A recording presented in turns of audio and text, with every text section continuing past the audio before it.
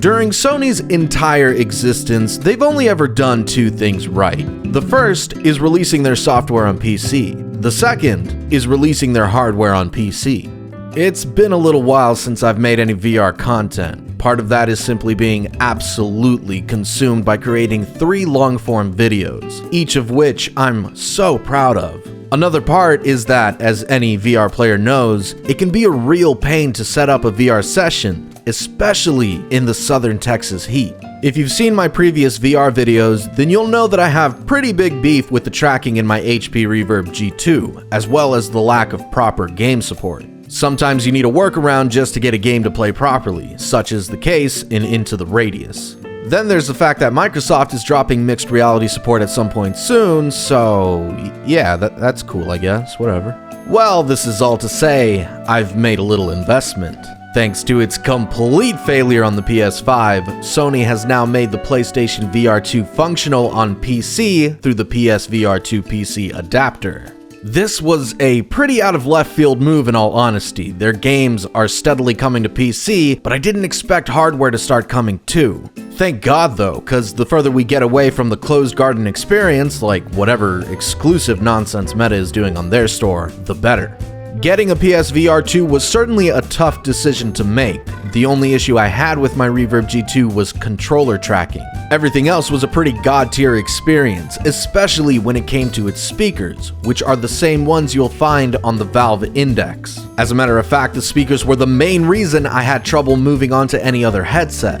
Getting an Index would be a dream. More than anything, I want to experience true finger tracking. The price though, holy crap. Plus, I don't have the space for base station style tracking. Then there's the Quest 3. Untethered VR gaming? Hell yeah, sign me up. Ooh, that price though.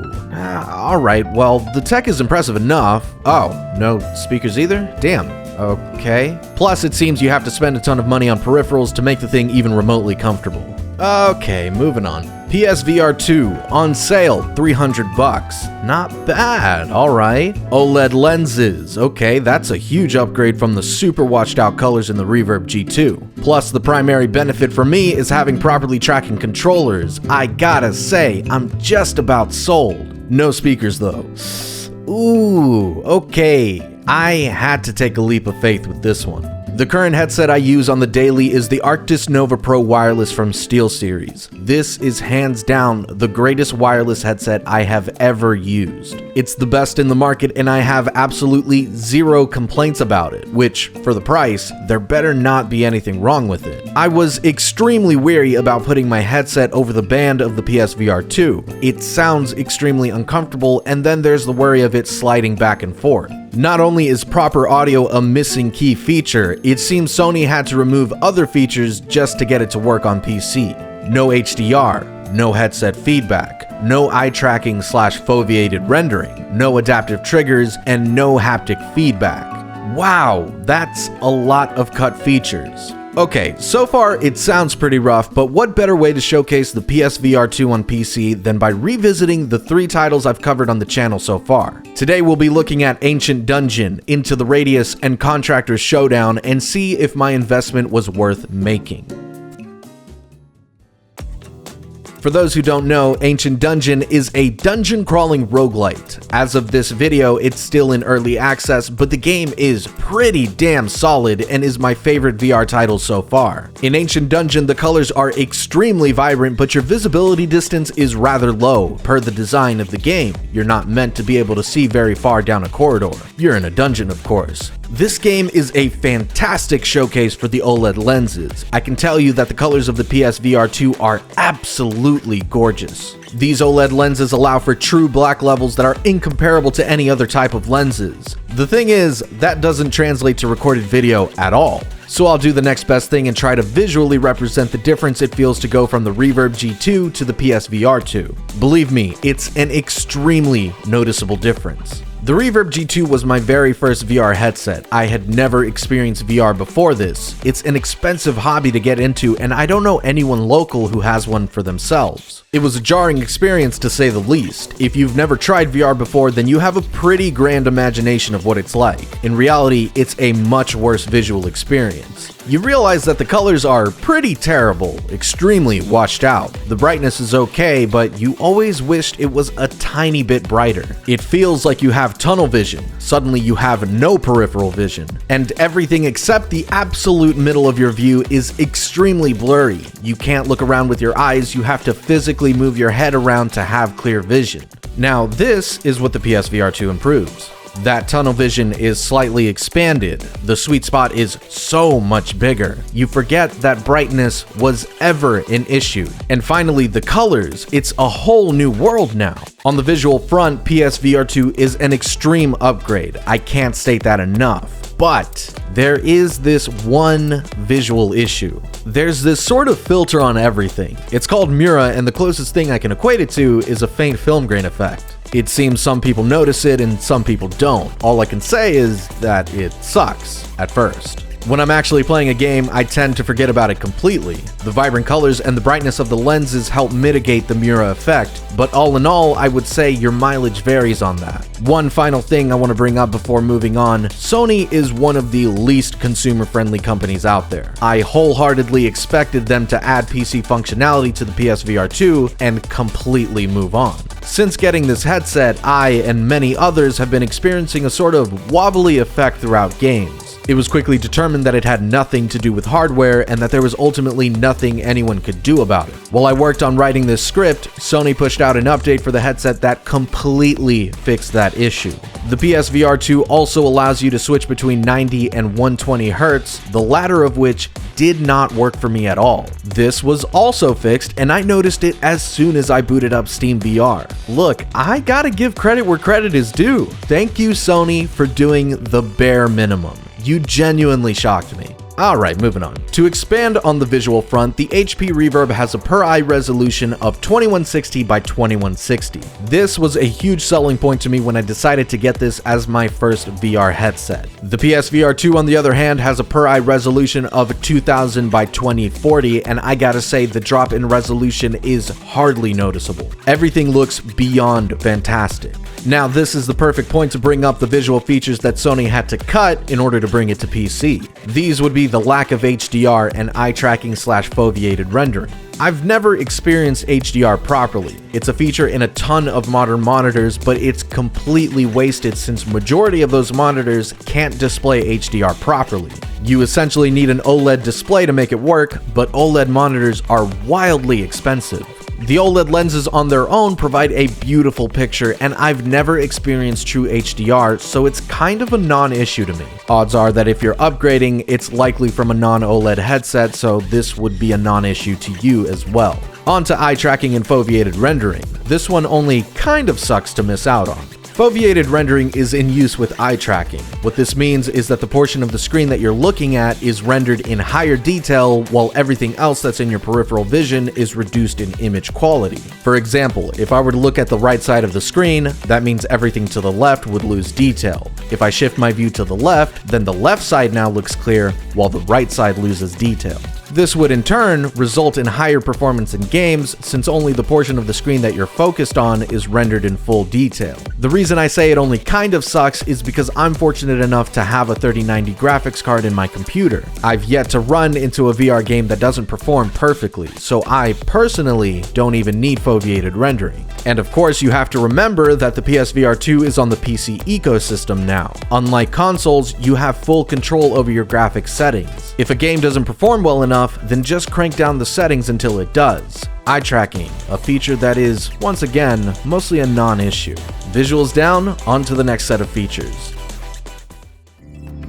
Into the Radius is a first-person shooter survival horror game. It's an incredible game with an incredible atmosphere. This is the best game of the three being showcased in this video to talk about the PSVR 2 audio, or lack thereof. As mentioned before, the Reverb G2 speakers are beyond amazing. So much so that I wouldn't even consider a VR headset if it didn't have speakers on the same level. The overall benefits and price of the PSVR 2, though, made me reconsider my stance. The PSVR 2's only audio input is a headphone jack and earphones that come with the headset. This is abysmal, especially for a game like Into the Radius, where the game's audio really makes you feel like you have schizophrenia.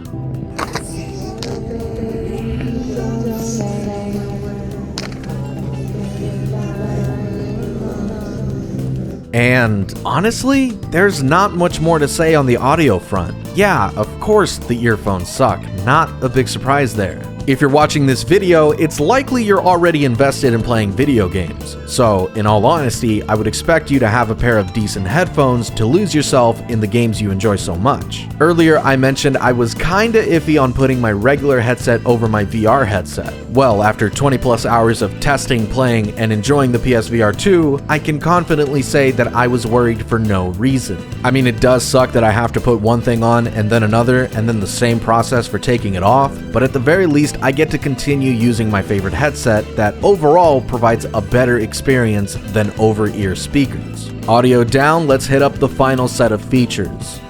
Contractor Showdown is basically Call of Duty Warzone, but in VR. I haven't touched this game since I made my video on it back at launch, with the two biggest reasons being the horrendous tracking of the Reverb G2 and the lack of solo queuing in the game. I have been dying to play more Contractor Showdown. I'm a huge fan of classic battle royales, and Showdown at launch was an amazing experience. There's no better genre of game I can think of to put the PSVR 2's tracking and controllers to the test. Solo queuing was added since launch, so let's ready up to... Damn it! I thought this game was so good that it could survive the VR multiplayer curse. I was wrong. Maybe there'll be a surge of players after Christmas when a bunch of 5-year-olds get their headsets. Alright, let's get back into this. Before I go into how the PSVR 2 performed, let's talk about the process of setting up Bluetooth. It was a fucking nightmare. Let's start with Sony's Bluetooth page. Not a suggestion apparently. Doesn't matter if you have the correct version of Bluetooth built into your PC, it has to be one of these 4 adapters. After scouring forums, the consensus is the Asus USB BT500 is the best adapter to use. Okay, fine. It comes in. I disable the onboard Bluetooth through the BIOS. I plug it into my computer and pair the controllers. It works!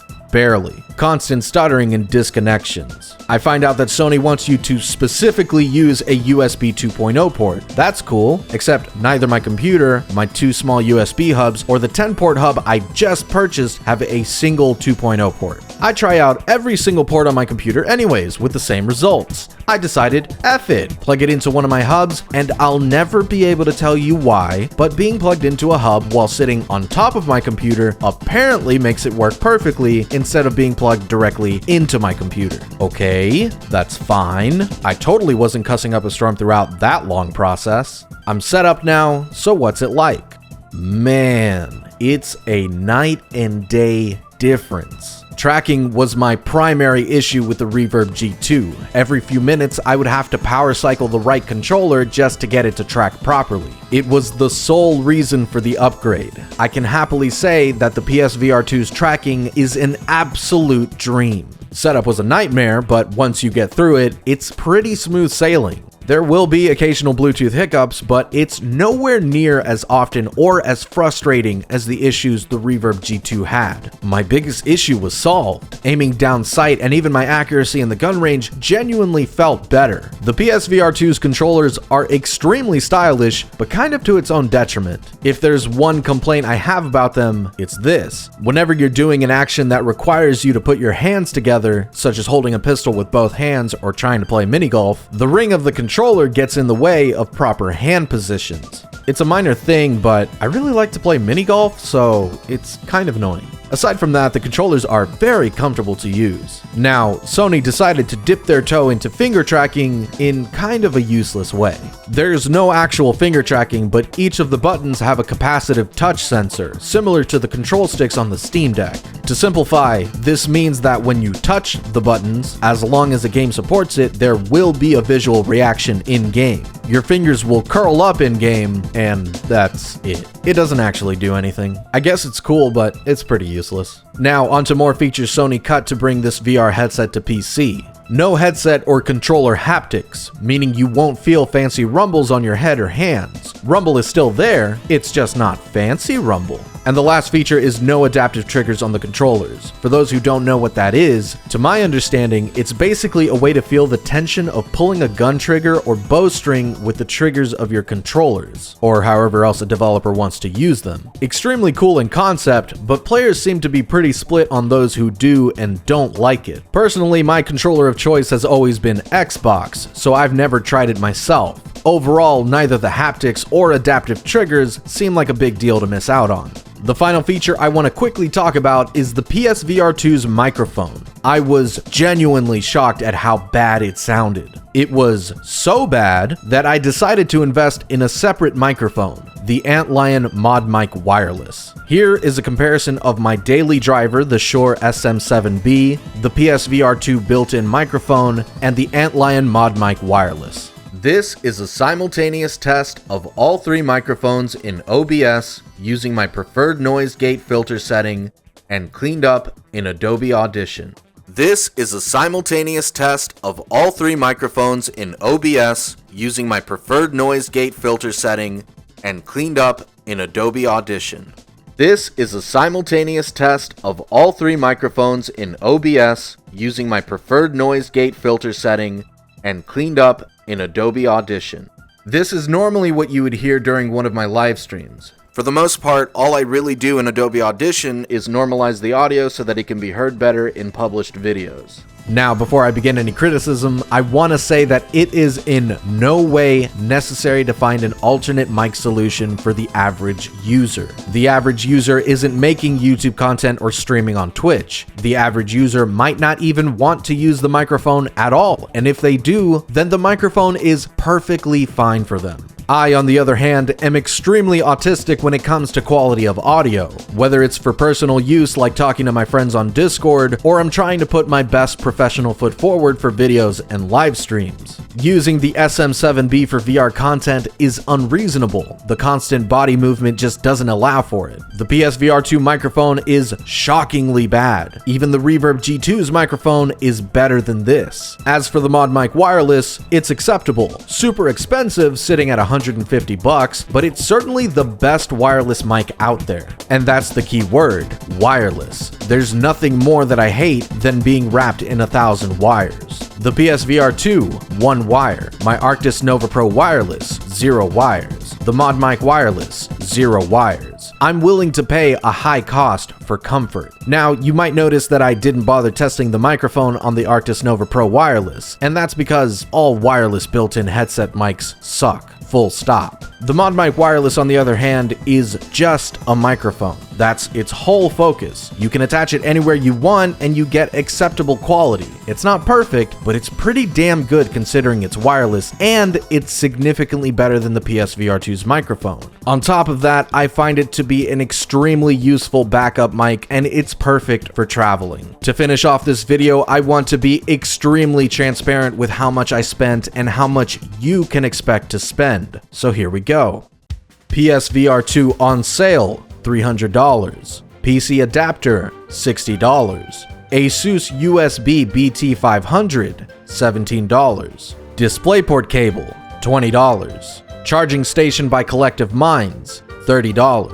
Antlion Mod Mic Wireless, $150. Sabrent 10-port 60-watt USB 3.0 hub, $42. Grand total, oh Jesus Christ, $619 before tax. Now, here's the good news. You obviously don't need to spend this much. First off, wait for the PSVR 2 to go on sale. The Bluetooth adapter might not even be necessary for you, but odds are it totally will be. You might not even need a DisplayPort cable. I know I have one somewhere in this house, but I could not find it, so I begrudgingly made a trip to the store. The charging station, honestly kind of necessary. The PSVR 2 comes with a USB-C cable, but this means you can only charge one controller at a time. There's no way to charge both with the included items. You could go out of your way and charge them one at a time, or charge them both at the same time using separate cables, but that is an unbelievable pain in the ass, and the last thing you want is for one controller to be charged and the other to be dead. The general consensus is that the one by Collective Minds is the best because the official charging station by Sony is overpriced and a little finicky. Now, at this point, we're in the ballpark of $480 in the whole. This, of course, depends on whether you need a DisplayPort cable and if you need a USB hub/extension to make the Bluetooth adapter work properly. And before taxes, of course. Honestly, that's it. For someone who just wants to play the PSVR 2 on PC, that's as far as you need to go. Me being absolutely autistic about quality, being a content creator, and having 1,000 different devices connected to my computer at the same time, I personally wanted and needed the Mod Mic wireless and the 10-port USB hub. They serve me well beyond the use for VR content. You do not need these things. The mic on the PSVR 2 is perfectly fine for regular use. So the grand total for a normal user is around $480 and a painful $619 for me. Before taxes, of course. Hell, maybe you already have a PSVR 2 and you're just looking to see if the move to PC is worth it. Could be a total of around $130 in that rather specific scenario. All in all, to me, the PSVR 2 is 100% worth it. It's been an upgrade that I desperately needed. I covered all the features that Sony cut in order to bring it to PC, and I hope I was able to convey that ultimately none of those features actually matter. Not a single one. That being said, those features aren't completely dead either. The PC community is filled to the brim with talented individuals, and there are those out there already making up for Sony's lack of full support. Now, the total price, though, was kind of shocking. Even though this was an upgrade and on sale, when you account for all the extra necessary purchases, it was no cheaper than it was when I first got into VR. Like I said, to me, it was worth it, and there wasn't a single moment where I was regretting any purchases. Oh man, you can't even begin to understand how much it hurt writing this portion of the script. I wanted to be as transparent as possible. All of this was a proper investment to me. I plan on continuing making VR content. I've already started streaming VR games again, and I'm currently working towards an extremely ambitious VR project. I love video games, and I've grown to love the unique VR experience as much as any flat screen game, and I hope I can share that love with anyone who clicks on my videos. If you enjoyed this wallet-destroying deep dive, please consider subscribing or becoming a member of the channel, and follow me on Twitch for more of my shenanigans. Most importantly, hit up the Discord where you can keep up with all my projects, uploads, and live streams. As always, thank you so much for watching. Alright, well, I'll do this again really soon. God damn it! I just fucking shot myself.